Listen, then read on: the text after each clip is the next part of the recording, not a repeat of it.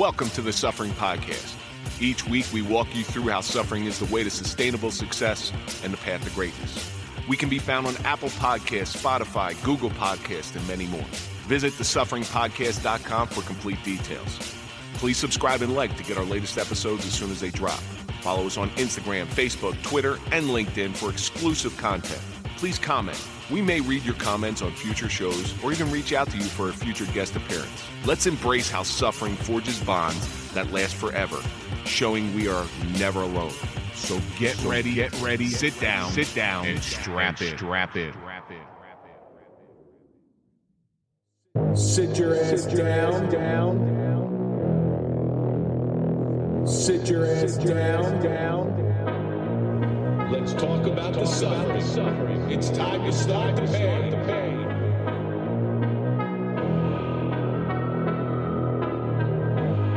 Sit your ass down.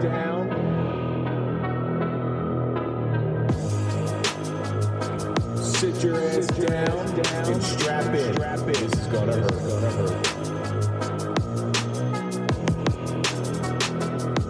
This is gonna hurt.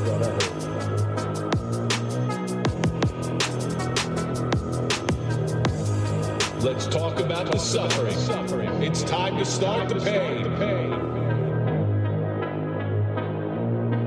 This is gonna hurt. It's time for the Suffering Podcast.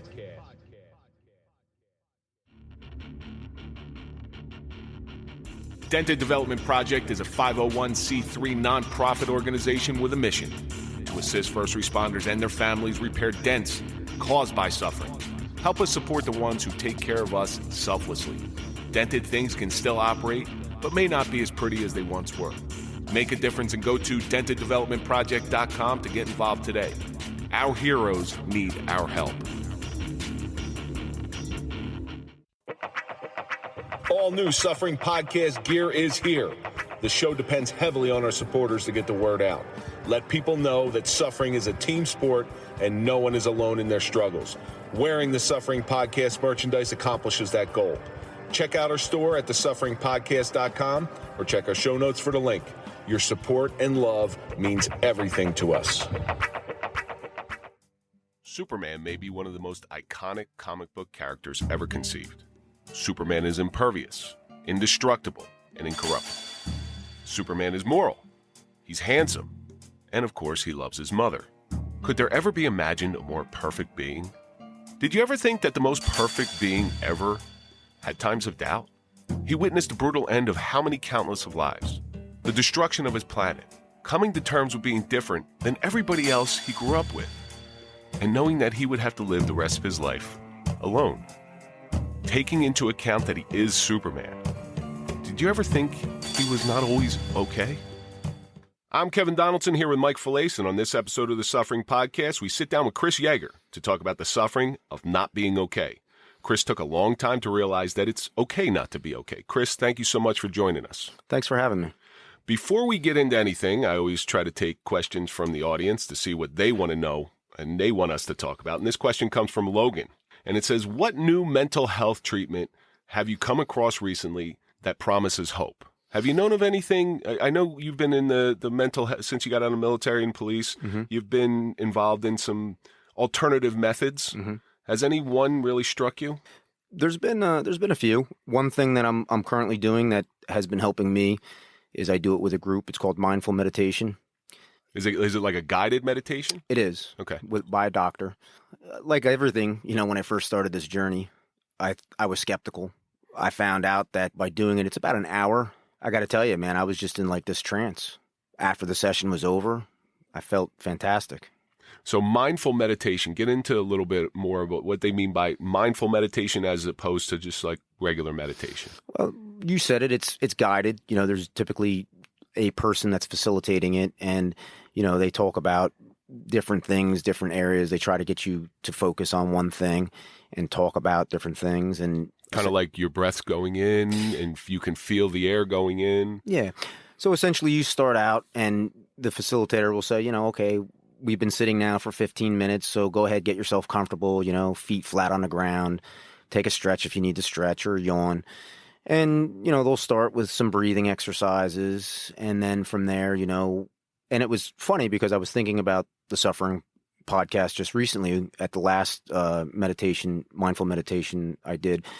And they were talking about the inner critic, right? Very common, amongst all of us. And we're our own worst critics. No doubt. We put too much pressure on ourselves. Well, it's amazing what the mind can do. Think about this. A mind can work you up to where your heart rate starts pumping and really have some physiological changes inside of you. Yeah. But the mind can also calm you down. It can go the other way as well. Well, exactly. You said it best. And that's another thing that I've learned through different resources is being able to, if you're having a moment where you're anxious or you're having a moment where you're nervous, I did it in the car outside before I came in here. I just took a couple deep breaths, relaxed, Little box breathing, got centered, and it definitely helps. So no doubt. I mean, we could be our own worst enemies, like you said, Mike, with the inner critic in us. But the opposite of that is also true. We can also be our best champions. 100%. Mike, is there anything that struck you? Just from being on this podcast and talking to these different people, I think the real benefit that we've heard of medicinal marijuana. Yes. I mean, well, you're wearing the Common Chaos shirt from Code 3 Outreach today. That's why you brought that up. I think it's laced with some weed because I came in here feeling a little... Your eyes are red. Yeah. Yeah. No, I mean, I think I haven't gotten into meditation or anything like that. And I haven't gotten into the medicinal marijuana. But from what people are telling us, I mean, it seems to be really helpful for them. Well, with the medicinal marijuana, from what I understand, is we go through certain events in our life and we're just looking for a little bit of peace. Traditionally, that's been alcohol. We all know the damaging effects of alcohol on our body over long term, where it seems like the medicinal marijuana, it'll still give you that little bit of peace, just give you a little clarity of thought, but without the long-term side effects. But we used to talk all the time about when we have these marijuana proponents in here, we used to talk about the stigma. Oh, yeah. Oh, he's just a stoner. Yeah. They walk around, half groggy all day. But there's so many other benefits to it. And there's, like we were talking about a couple times, there's so many different strands that could help you with different things. Well, I recently spoke with this guy. His name's Lee Whitley. Lee Whitley was locked up years ago because he tried to move, when he got caught, he tried to move 37 tons of marijuana. Tons. So what he does now is he can no longer come into the U.S. He's a Canadian guy. So we're taking a podcast up north one day? We could do him through, he'll come on anytime I want him to. But he has figured out a way to extract certain things out of there where he's using it to actually cure cancer.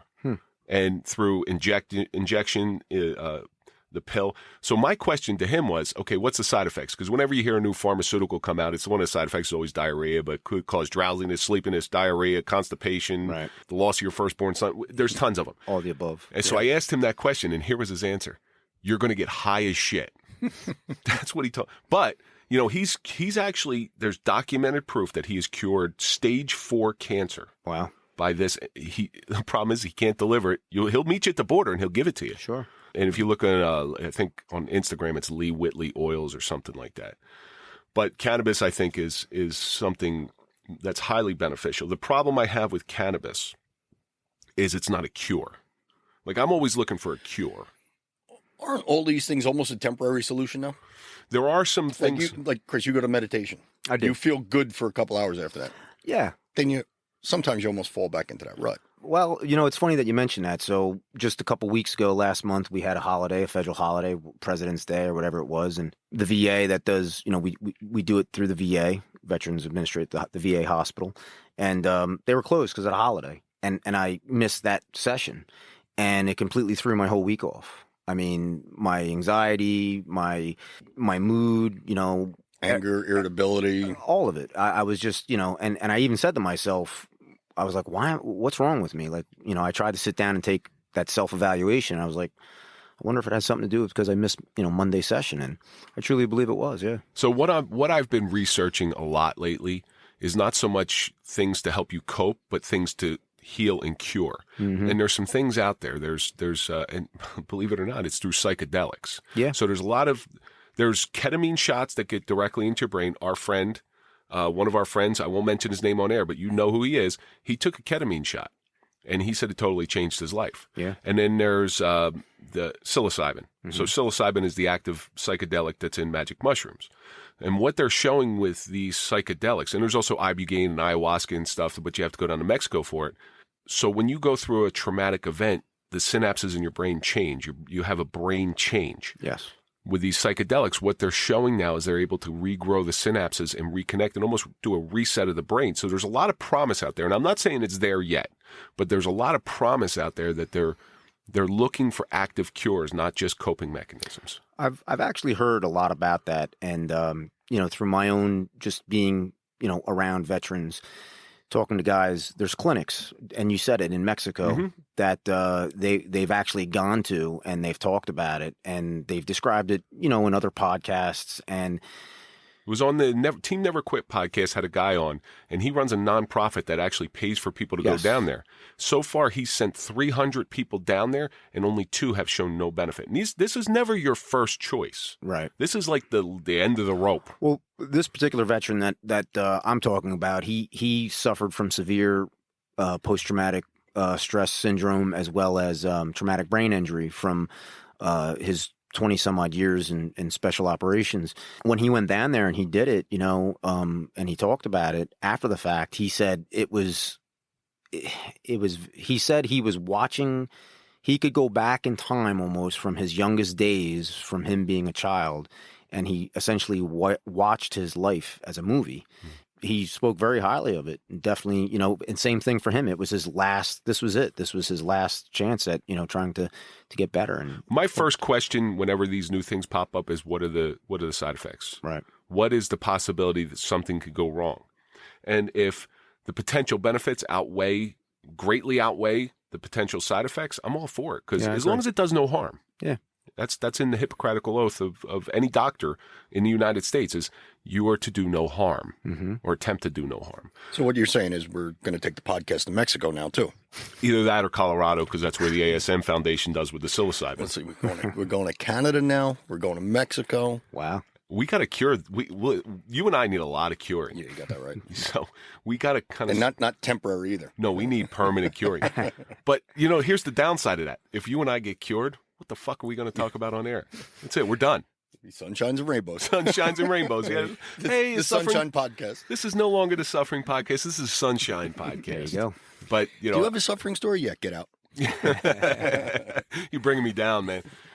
So Logan, thank you so much for sending the question in. Keep sending your questions in. We'll try to get them on the air. Also, I want you to go and look for us on social media. Make sure you subscribe. Make sure you follow us. Make sure you like us. TikTok, LinkedIn, Instagram, YouTube. We're trying to get the word out there as much as we can that there is a benefit to any type of suffering you're going through. So Chris, you've been one of our earliest fans when it came to the Suffering Podcast. And I don't even know how, maybe it was Helen from 23rd Hour Angels that passed on to you.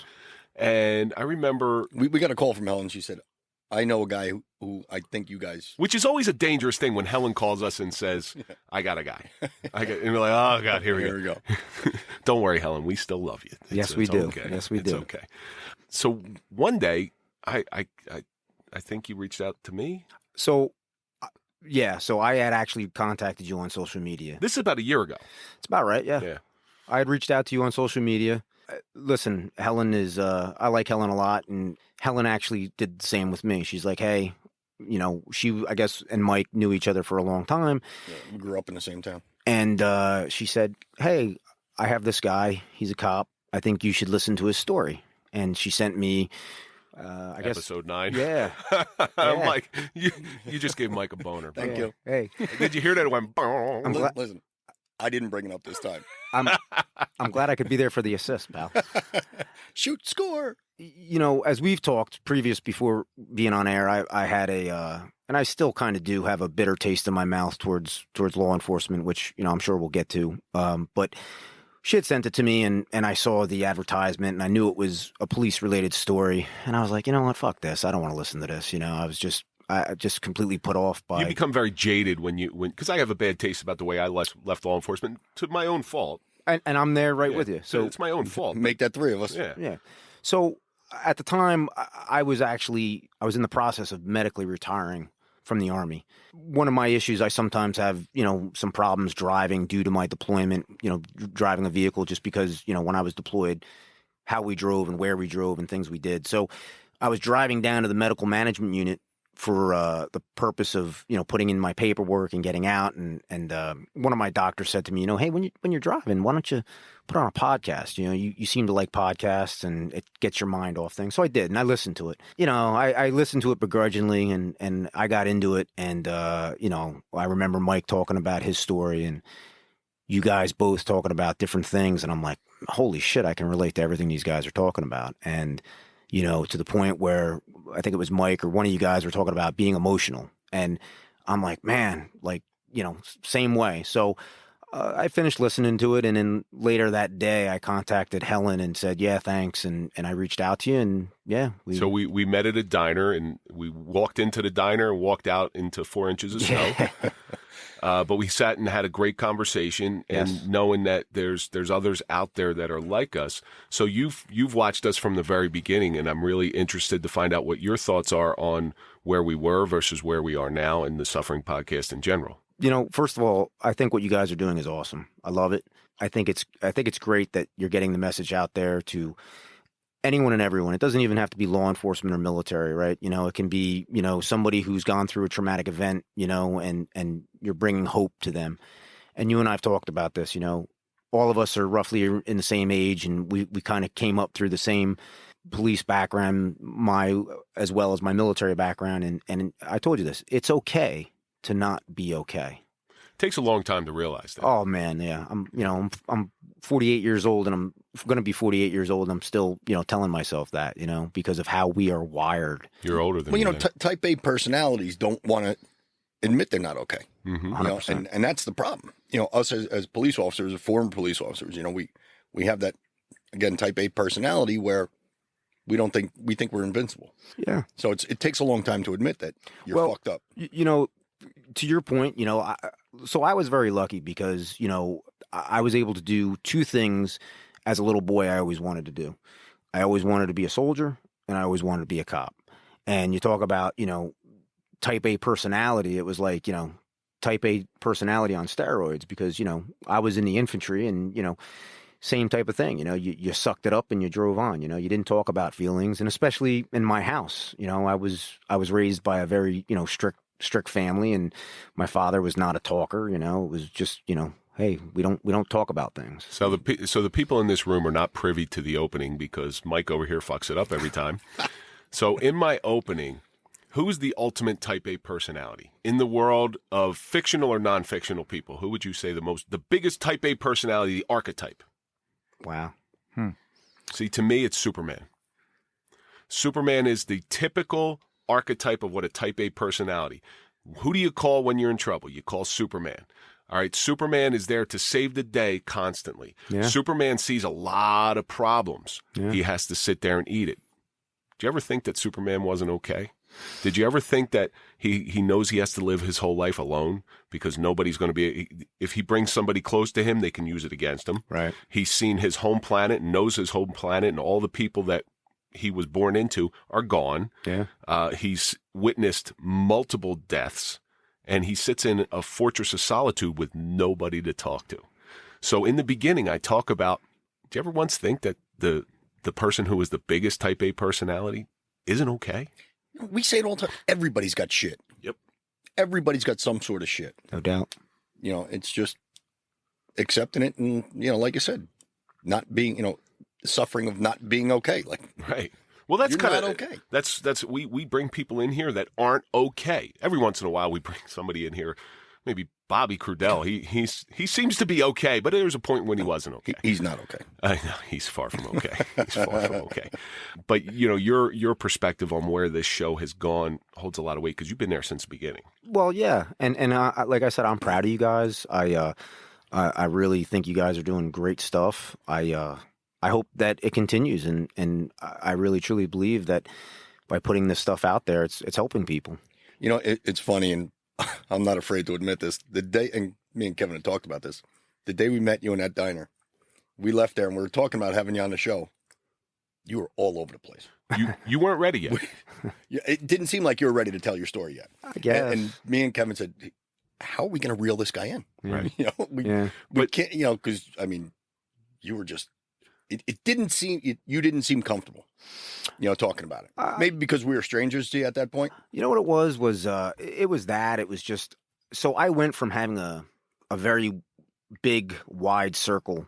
It took me a long time to realize that I needed to circle the wagons and weed out the wrong. Yeah, exactly. There was people that I had in my life that just, for whatever reason, liked to see, bad things happen to me or talk shit about me or, behind your back and then be nice to your face. Yeah, yeah. You show me who your friends are and I'll show you where you're going. Yeah. That type of thing. Yeah.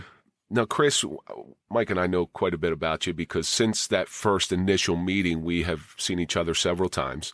But I want you to tell our audience a little bit about yourself. Yeah, okay. So, I was youngest of 5 kids, grew up in a very strict house. My father definitely ruled with an iron fist. My father was an Army veteran as well. As a young boy, I always had an admiration for, the military and for police. It was something that I just felt that I was drawn to. And as I grew older, being the youngest of 5, there wasn't a lot of opportunities. Like, my father flat out told me, hey, listen, if you want to go to college or you want to go to any type of school, I'm not paying for it. It's just not, it's not in the means. So I ultimately felt that the best choice for me as I, was in my high school years was to join the military.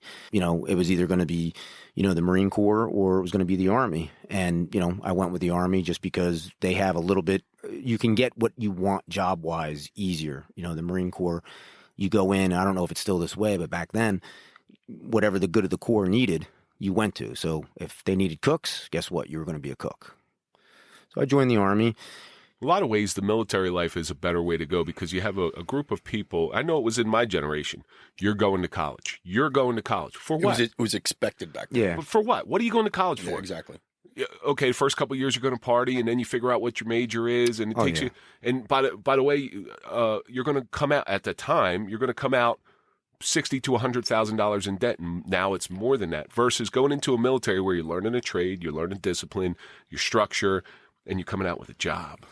Well, it's funny because, I don't have children, but I have a lot of friends that do. And Got a couple dogs though. I do. I got 3 dogs. Yeah. They're definitely my kids. So they're your children. They're my children. Furry children, sure. 100%.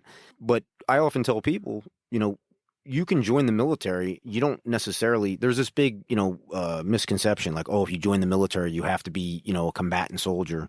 There's over like 5,000 jobs that you can do in the Army alone that are not combat arms. I wanted to be a grunt. I wanted to be an infantryman. I wanted to, fast rope out of helicopters and, jump out of airplanes and blow things up. That was just the way that I was programmed. Do you think most people who join a military want to do combat training?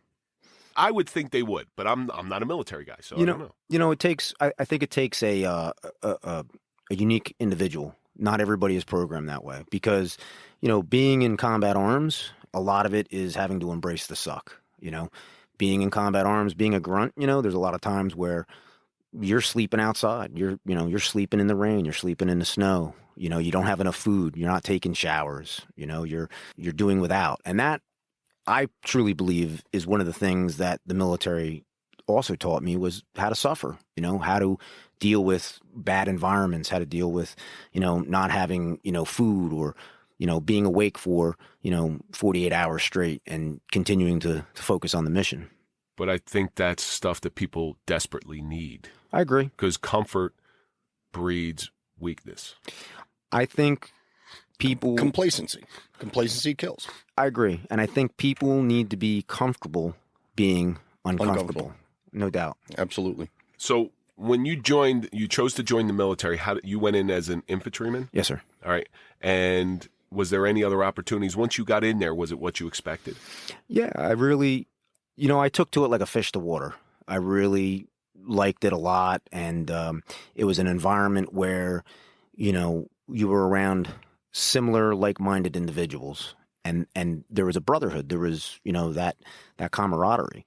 There was times, like I just said, where things sucked, like, hey, we're not getting, the ability to bed down and go to sleep tonight because our mission changed and we now have to go do a different mission, or, it's cold and rainy out and, you're dealing with the weather. But I definitely, I enjoyed it. I definitely was around people that made the difference. That being around people like that brotherhood, as we've talked about off air, it makes the suck, a little bit better. You become very close to people who you endure mutual suffering with. We see this on a smaller scale with the police, and you have two perspectives. You've seen it in the police academy. So with our police academy people, I know, Mike, you still speak with a bunch of your police academy friends. You talk about them all the time. In the military, from what I'm being told, it's pretty much the same way, where you go through you go through this really shitty time. Yeah. And these people around you are what makes it bearable. It's, Chris said, embrace the suck. I don't want to make it sound weird, but you're going to. When you got a group of people who are sucking together, you have the common bond. You can embrace the suck together. You can have it suck together. You just can't suck each other. Okay, I guess that's the bottom line on that one. That's frowned upon. I know it was at least frowned upon when I was looking at the military. That's why you didn't go in. They weren't taking my kind at the time. oh boy. So you get in the military. You become a police officer. You've seen a lot of different things in your life that probably sucked. Mm-hmm. So why don't you let us in on your greatest suffering story? Yeah. I transitioned, when I got out of the military, I transitioned to the Army National Guard. That's a sticking point right now. You transitioned from the Army to the National Guard. You didn't transition from anything else, correct? That's correct, yes. Okay. I got to point that out. Thank you. This is 2022. I hear you. And I really enjoyed the military, and the military afforded me the opportunity to help me with college, and because I still had a goal of being a police officer. I ultimately became a police officer. 9/11 happened, at some point in time, right? Which changed things dramatically for us as a country, both military-wise and law enforcement-wise, because now we were fighting a war, really, of terrorism, here in our own country. Prior to 9/11 happening, there really wasn't a lot going on. The National Guard, you would show up, you would do one weekend a month, and you would typically do 2 weeks of annual training sometime in the spring or the summer, and that would be it. It really wasn't a problem. And, with the deployments happening and National Guard units and reserve units, getting mobilized, it required a lot more as far as, National Guard units, reserve units stepping up and doing the work, because, the regular active component was just completely overwhelmed with going places and doing things, whether it was Iraq or Afghanistan. I know we were talking about your greatest suffering story. Well, I guess where to start. So I was a police officer. Things were good. At the time, I had went through an incident where I essentially was accused as a police officer. I was accused of a shoplifting offense as a police officer. Ultimately, the accusation was that I had stolen a nutrition bar from a local convenience store in town, which of course led to having to go before, the prosecutor's office, and then turned into internal affairs. What year is this, by the way? This was 2006, 2007. Okay. At this point in time, I obviously was completely overwhelmed at the fact that this accusation was being... I understand you have to certainly investigate every accusation, but, the evidence, there was no evidence. There was a lack of evidence. And this thing ultimately wound up being me suspended.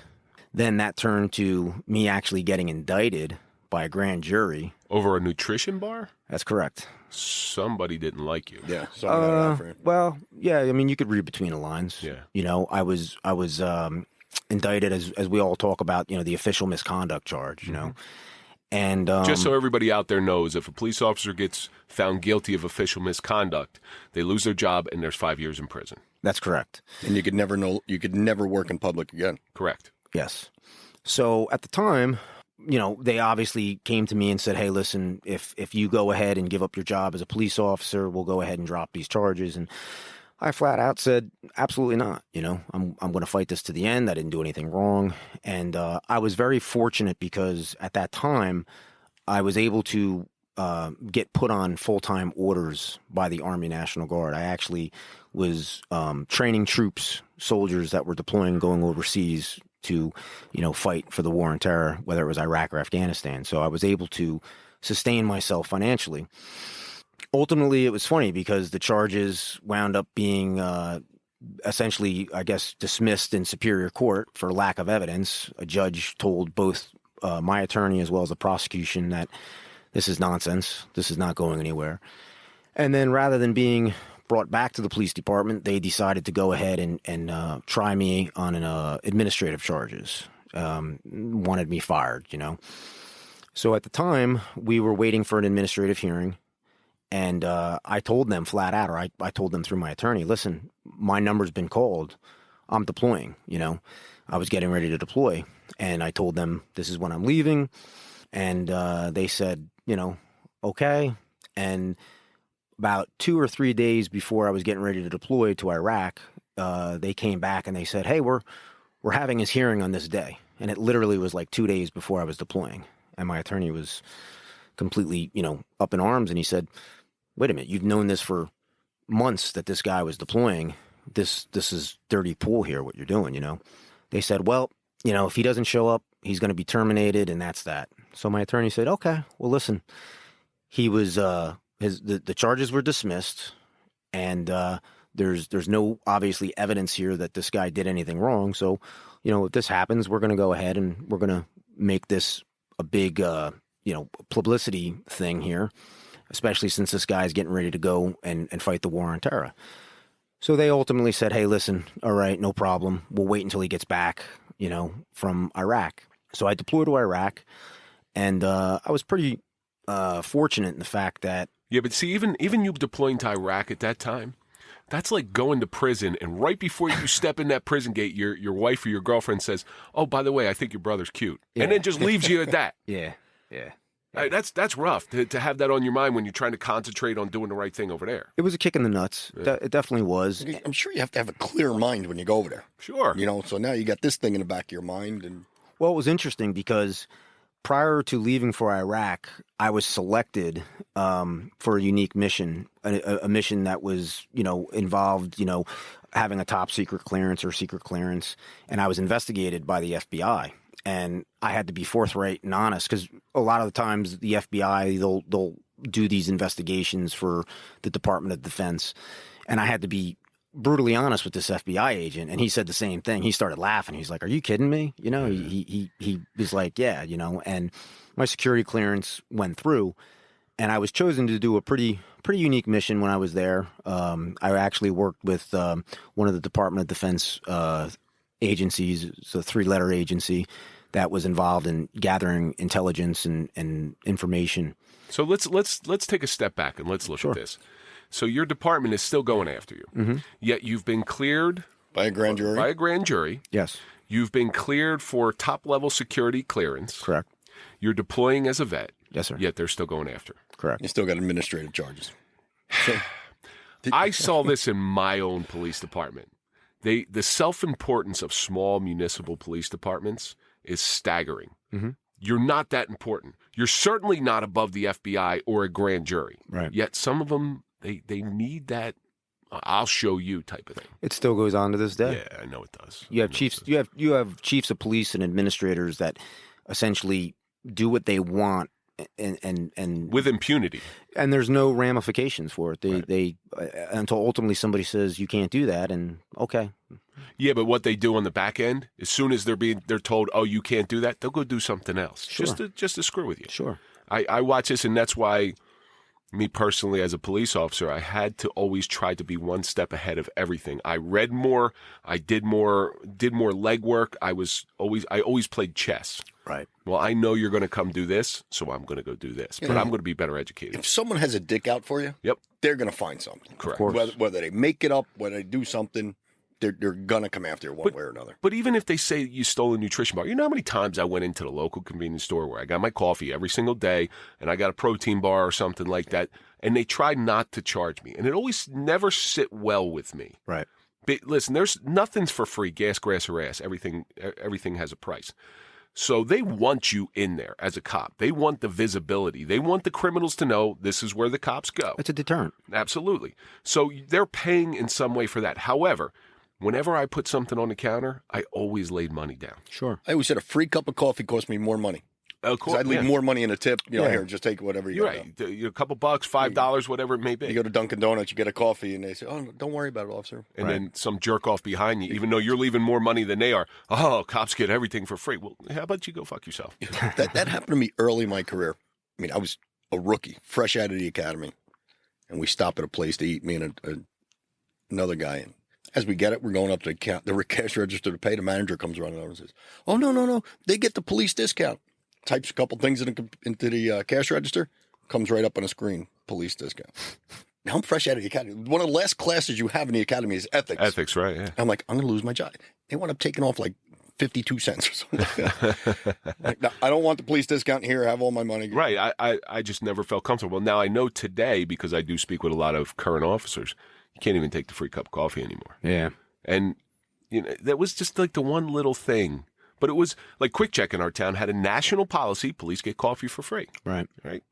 That's gone. Again, because Quick Check wanted the police in there. And they also wanted to say thank you. That was their way of saying thank you. Yeah. Is it wrong? Is it unethical? Yes and no. But that was, who am I to argue with a national policy? Sure. So even if you did get, what is it, a $3.50 nutrition bar? No, in fact, I remember exactly what the dollar amount was because it's stuck in my mind. $1.49 is what they valued it at. Would you get a granola bar? I have no idea. So does anyone want to jam up your whole career over $1.49? Now I do know there is a cop. It's local to Mars County, and this is where cops are their own worst enemy at times. This is the other end of the spectrum, where I think it was a Quick Check, and Quick Check gave the municipal police one free breakfast sandwich and one cup of coffee. That was their deal they had with them. I don't know how they worked it out. Well, this guy goes in there, and he grabs 7. Sure. He had said he was getting them for his whole squad. Well, you don't do that, or No. you can't do that. So the manager calls up the police department and say, hey, this person so-and-so, I think they took too many. Right. So at that point, me being me, if that happened to me, I'd be like, I apologize. I was getting for my squad. I'll be right in there. Just hang tight. I'll pay for everything. And guess what? I would never go in there again. Yeah. But this cop decides to be a jerk to the manager. Goes right back at him. This is the deal. So what happened? This cop lost his job over $17.59, some stupid number. Lost his job. When all he had to do was say, "You're right. I'm sorry. I'll be right in." It could have been done. Yeah, his ego got in the way, probably. Right. So if you really did do that, I strongly believe, knowing you the way that I know you now, right, if that ever came to light, that maybe you didn't pay for it, they forgot to charge you, whatever it may be, if it was true, I have a feeling you go, I'm sorry, here's extra money, here's double. Well, you know what, Kev? They didn't even give me an opportunity to do that. They came at me like gangbusters. Right. They sat me down. They did. We all are familiar with the tactic, right? Here, sign this. If you sign this, like you said, you could never be a cop again, give up your job, et cetera, et cetera. We won't throw that we won't try you with the official misconduct charge, which is mandatory jail time. Right. And I stuck to my guns. Absolutely not. I didn't steal anything. So there's I'm not a thief. there's different Miranda rights. They're not Miranda rights when you go under police investigation. Maybe I forget what they're called. Do you remember the rights that you were read when you were under a police investigation for like internal affairs? I was never under an internal affairs investigation and never conducted one. Fucking pussy. So there's different. I just didn't do anything. Yeah, sure. You never got caught. Yeah. So there's your Miranda rights, which everybody knows. You have Garrity. I believe it was Garrity. Garrity rule. Yeah, Garrity it rule. just came You're to me. absolutely Just right. literally came into me. It was Garrity rules. I just realized. Good job, Mike. No, I had a brain cloud. And then there's your Miranda rights, which everybody knows. You have the right to remain silent, blah, blah, blah, blah, blah. Well, there was one portion of my career where I got jammed up on something, and they read me Miranda. It was an administrative charge. They read me Miranda. Now, Garrity rule, you do not have the right to remain silent. You must talk. Right. But they read me my Miranda. So after they read, I think they did it by mistake. And after they did that, they said, okay, now you're going to talk to me. No, I'm not. Like, what are you talking about? You're not going to tell. You have to. It's a police investigation. I said, you just read me Miranda. First line. Read it again. You have the right to remain silent. I'm going to remain silent. I would like to speak to my attorney. Right. And if I cannot afford to hire an attorney, one will be provided. Right. So there's your fine line, and it's different in the police world when you're under an administrative investigation. But if they brought you all the way up to indictment, they had to give you Miranda at some point. They did. They Miranda. I was told, hey, you're being called up to the prosecutor's office, and you're the subject of a criminal investigation. So I, took a preemptive strike and had an attorney already with me, and went up there, and the attorney said, no, we're not answering anything, and we're not signing that. And then that ultimately led to, being indicted, which led to, I had to do the perp walk and get fingerprinted and photographed. And it's funny because I still have my jail ID. They actually put me in again, it was all intimidation and bully tactics. They put me in a holding area with other county inmates. I was the best dressed inmate there. It was, suit and tie. And what was the end game on it? How did it all end out? They wound up, everything was dismissed. I was pending administrative charges upon my return from Iraq. I went over to Iraq. I did a little over a year in Iraq, where, like I said earlier, I had a pretty unique, interesting mission. The whole time I was there, I was wearing civilian clothes, relaxed grooming standards. Came home, and it was, hey, welcome back. We're not going to do an administrative hearing, or, here's your job back, here's your back pay. Can't do that to a hero. I guess, Bad optics. I was going to say, they have real mud on their face then. Yeah. So it was. I was going to say, does this ever reach the media or anything like that? Or this is the first time I'm really talking about this to, an open forum other than just, my inner circle. That's an amazing thing. How public relations play a part in, it should be whether you're guilty or not guilty. Right. But public relations play a part in it. Like, oh my God, this guy just got back from fighting a war. How are we going to sit there and charge him? Yeah. Because you shouldn't have even got involved in it in the first place, because obviously somebody got butthurt by whatever you did, right? Whoever you offended. Yeah. And then you get back. Was the job the same when you got back? No, it was different. Sure, the guys didn't look at you the same either, right? Well, what really bothered me was, here, again, talking about inner circle, I had an inner circle of people that I thought were my friends at the PD. And even before I deployed, when all this happened, I was exiled. I never got a phone call from guys on the job like, hey, how are you? Do you need anything? Like, in police work, they call that being a pariah.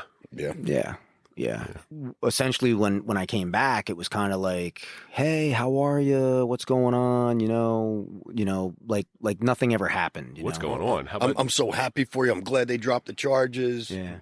Meanwhile, this was the guy that was stabbing you in the back when the charges first came out. Yeah. That's a shame.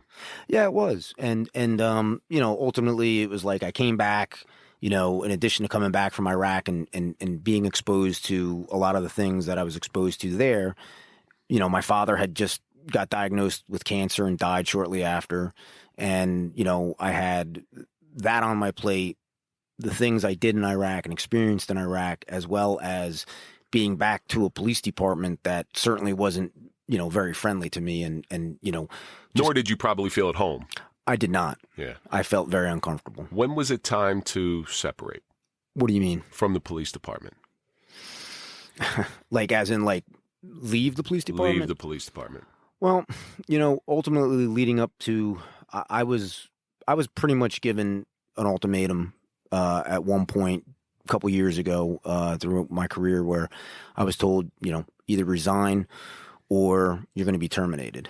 And prior to me coming home, like I said, I had a lot of things going on in my life that I wasn't dealing with. I was dealing with, through a lot of things that weren't healthy, whether it was drinking, whether it was, inappropriate behavior, all the above, the things that we've talked about as well. I was just burying everything. One of the things that I had experienced when I was deployed over in Iraq involved a young boy, which we talked about off air.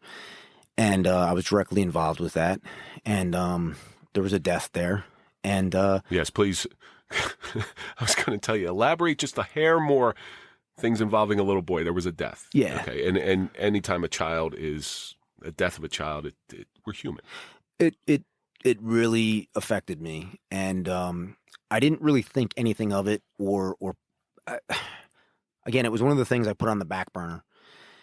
So I came home. I was doing all these things. I wasn't married at the time. You know, I had met my wife. Well, actually, she was my girlfriend, and we started dating.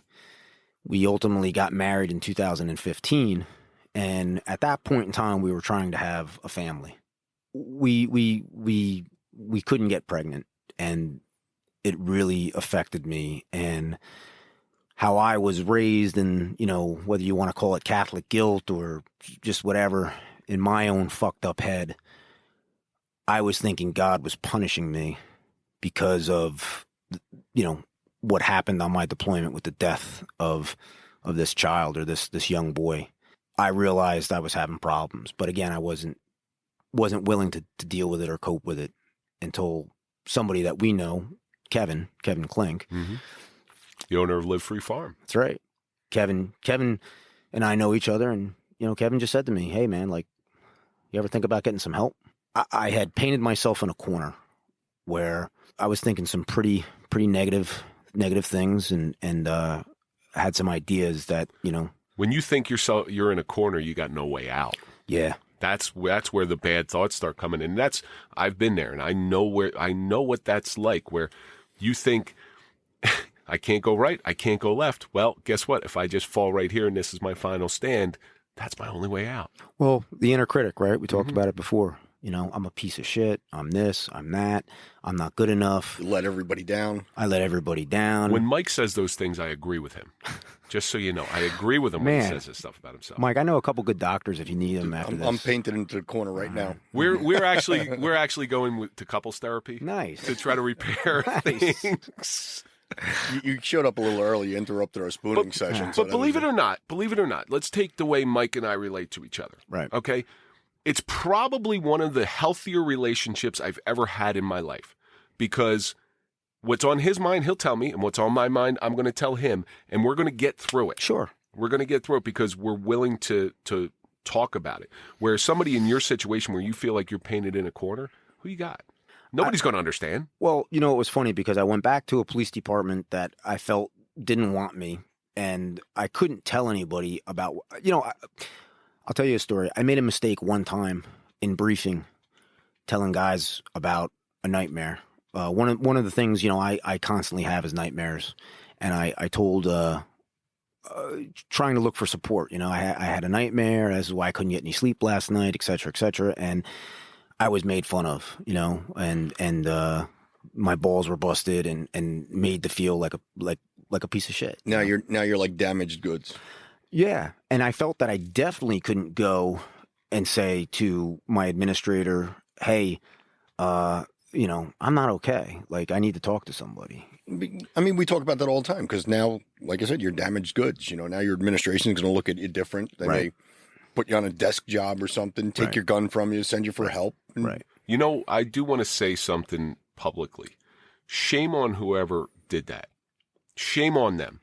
And guess what? I'm a big believer in karma. Yeah. And what goes around comes around. So someday, and I saw this just to tell you my own personal experience with this. I've seen people, when I went through my shooting and I was having a real difficult time, people were very vocal on thinking that I wasn't for real. Right. And then there's one guy in particular I'm thinking about. His brother gets involved in a critical incident, gets involved in a shooting, tries to go out on retirement, and got denied. And I don't wish ill on his brother. I randomly, but you were very quick to criticize me when I was at my lowest. And now you're in that. And I guarantee, and I haven't spoken to this guy, and nor will I ever, but I guarantee he was out. He was the first one there to say, you guys don't understand what he's going through. I guarantee it. Yeah. So those people who did that to you inside your police department, you want to talk about somebody who should no longer be a cop? I'm telling you right now that those people should no longer be a cop, because they're the reason why I think suicides are up. Last number was in 2022 was like 34. Yeah. That's ridiculous. Yeah. And it aggravates me. I get very passionate about it, because why would you do that? Hey, guy's having a nightmare. I might not do it in a public forum, but I'm like, hey, Chris, let's go grab a cup of coffee. Right. All right, why don't you tell me about it? Right. Let's see if we can work through this. Yeah. And if nothing else, At least you could get it off your chest. You know what it is I said this just last night. I was talking to another police officer. She's actually still an active police officer. Law enforcement, we eat our young. That's what it is. I don't know why or what it is or if it's just behind the times. It's like guys just want to they find something out about someone and they just want to run around and talk about each other. And I mean, listen, I get it. There's ball busting, but then there's like what you said, this affects somebody and 100%, I was You don't ball bust. If you get a pimple on your fucking nose, guess what? I'm going to bust your balls about it incessantly. Sure. But if you have something internal going on and I'm busting your balls, are you out of your mind? Yeah. You know what I mean? And you've said it before, Kevin. That it's such a competitive field in law enforcement. The one quote that I like too is, if someone's trying to put you down, that means they're looking up at you.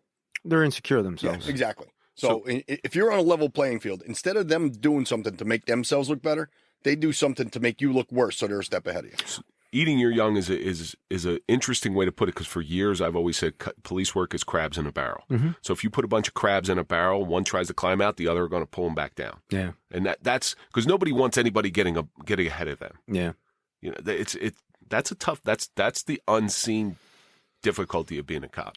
Again, I'm going to sit here and we talked about this, I think, when we first came on air, or maybe it was before. But I listen. I'm not going to.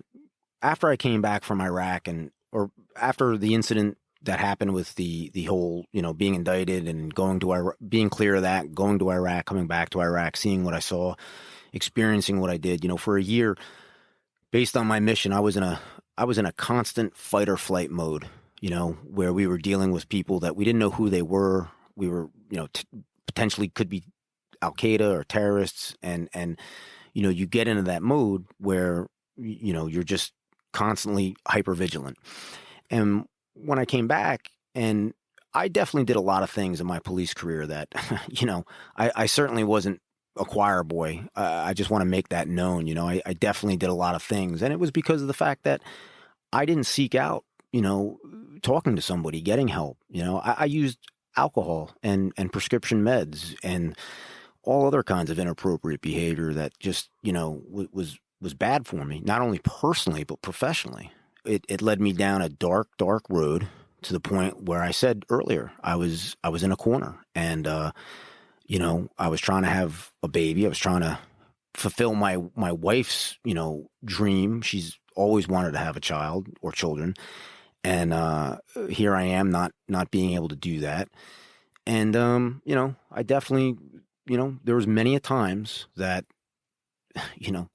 I toyed with the idea, actually, went through the steps of, killing myself, not actually killing myself, but planned it out, what I was going to do, how I was going to do it. Calmly, probably. Like, okay, well, this is what's going to happen. I'm going to do this, and this. Yeah. Very, very strategically. Yeah. But how did you, obviously you got out of that corner. I did. So the issues that I had a multitude of disciplinary issues at work due to my inappropriate behaviors and my just what I was doing. Self-destruction. 100%, Mike. As we talked about, one of the effects, that I also have a TBI injury, traumatic brain injury, in addition to post-traumatic stress. And sleep or lack of sleep is certainly an issue. And at the time, I was obviously married, going through all this stuff, trying to have a baby, the financial burden because we were doing IVF, working shift work, which certainly didn't agree with me. And there was times where, I fell asleep at work, and again, I'm going to be brutally honest. I'm not going to sugarcoat it. I was flat out asleep, I fell asleep. And as we all know, as police, that's an offense that's punishable by termination, dereliction of duty, et cetera, et cetera. That's because nobody realizes how to. I'm going to give everybody a little play from my own playbook. So there are times when it gets a little. You just can't keep your eyes open. 100%. So you duck your head for a minute, and I don't know if any of us have had it. You get that knock on the window. Yeah. Well, my move was I'd raise my head and say, "Amen." How can I help you? How can I help you? What's anybody gonna say about that? Yeah. What's everybody gonna say? Put a book on my lap, so when my head was down, it looked like I was Right. going through reports. Or the obvious thing is most people don't realize this. If you do get caught sleeping and somebody wakes you up, I'm not feeling well, I got to go home. Well, I mean, Obviously you weren't. well, here's the thing. So I actually had my sergeant at the time, and I had one incident of sleeping already. I was being investigated for, and I actually had my sergeant, walk up to my patrol car, filming me with his camera on his cell phone, narrating, "Hey, this is Officer Sergeant so-and-so, and I'm approaching, Officer Jaeger's vehicle, and as you could clearly see, he's sleeping," and getting it from different angles. And then he walked away, continued to watch me, from his patrol car. Never checked on you to see if you're okay. Never knocked on the window, never said, "Hey, get your ass back to headquarters. We need to have a sit down." Never, "Hey, are you okay? Are you in a medical emergency?" et cetera, et cetera. Once again, shame on him. Shame on him. Well, you know what it was I truly believe, and maybe if he's listening to this, please, I welcome a phone call or even stop by my house to discuss it with me. I'll certainly welcome you in with open arms. Never once, I truly believe, he knew that they were out for me, and this was his way of getting in good with, The administration. The administration, He was that crab in a barrel trying to climb over top exactly. of you. You're obviously got some issues going on that you're not okay. Right. So Compounding issues. Compounding, and it seems to get worse and worse and worse. And what it seems like is if you were to continue down this path, suicide probably would have been a reality. Yeah. So how did you crawl out of that little spot that you felt like you painted yourself into a corner? Well, I had enough. I left the department. It was a toxic environment. And as much as I really liked being a cop and thought I was making a difference, I knew that it was time for me to leave. I listened to the people around me, people that loved me, my wife, my friends, and I ultimately went and started seeing somebody, a doctor, psychiatrist, Mike B, I'll refer to him as. And he was essentially a guy who, kind of got me on the path of realizing that, we all have an inner critic, and don't be so bad, or don't be so, beating up yourself. It's not going to do any good. And that was kind of the first step. And I also stopped drinking, Cold turkey? Yeah, which was hard. Another guy that I want to shout out to, Scott W., guy who, he's definitely like a big brother to me, and gave me guidance and wisdom and helped me with that, and still continues to be there for me with that. So inner critics are like assholes. Everybody's got one. Well said. Kevin's got two. Wait, what did Crudell call it? The bussy? Yeah, the bussy. The bussy. So other than your help from a psychiatrist, give me a window into what you think worked the best for you. So I think the window, what worked for me was, so we talk about suffering on this show, right? And I truly believe that suffering is a human tool that we as humans need. We may not think that we need it at the time that we're going through it, because it sucks. It's embracing that suck, right? And we have a lot of negative thoughts.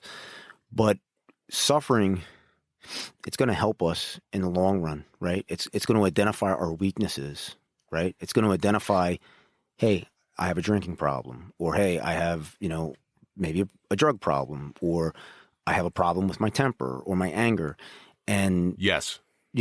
Oh, okay. I thought you were asking me. No. Okay. I know that already. And all of the above. Exactly. Check.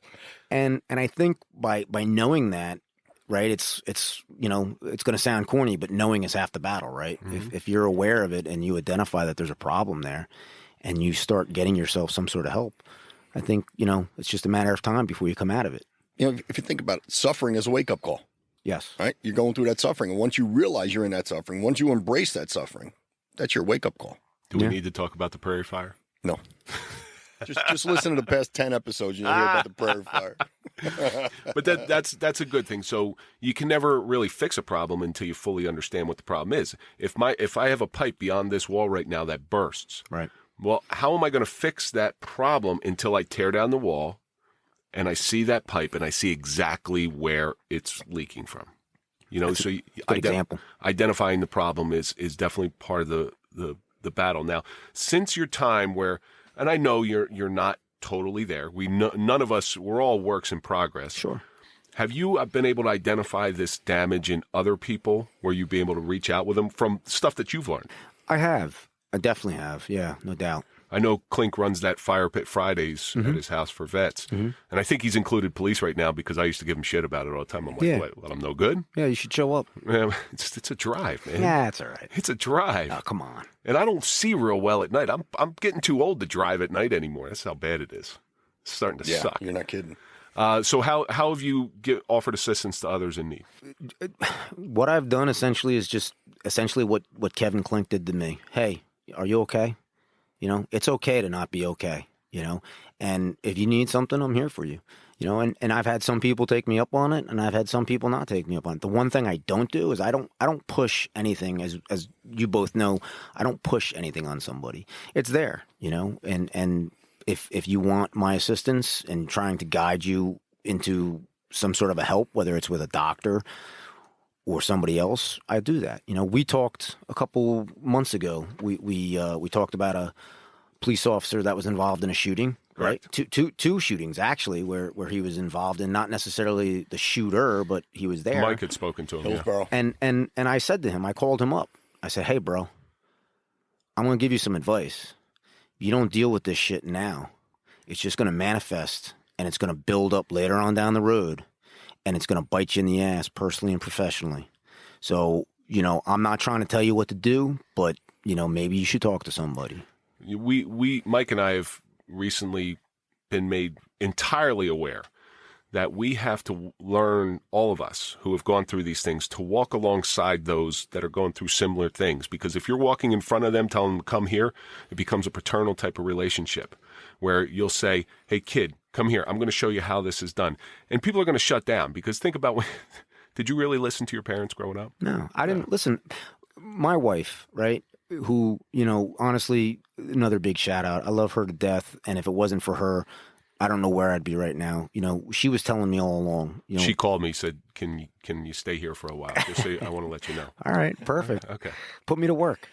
You know, she definitely has been a contributing, you know, factor in my life and my recovery on so many ways. And I try to be a better person nowadays because of her, because, you know, if there is one person I could be like, as corny as this is going to sound, it is her. Because for those that listen to this or know my wife, she truly is a good person through and through.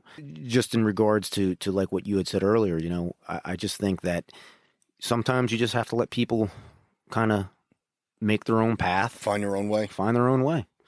We all have that in us to be that elder statesman. Mm-hmm. I mean, if Mike Tyson can become an elder statesman, and he has been, I don't know if you've listened to some of his recent stuff, he's actually become this elder statesman, this sage of wisdom. Then I think we all have that in us to pass that down. But in order to get there, we got to go through the shit of the shit. And we are coming to the end of this thing. And I like to ask everybody at the end of this thing, you've gone through this array of events, from Iraq to police to how you grew up in a very strict household to how you dealt with your issues. What do you think all your suffering has taught you? My suffering has taught me that if you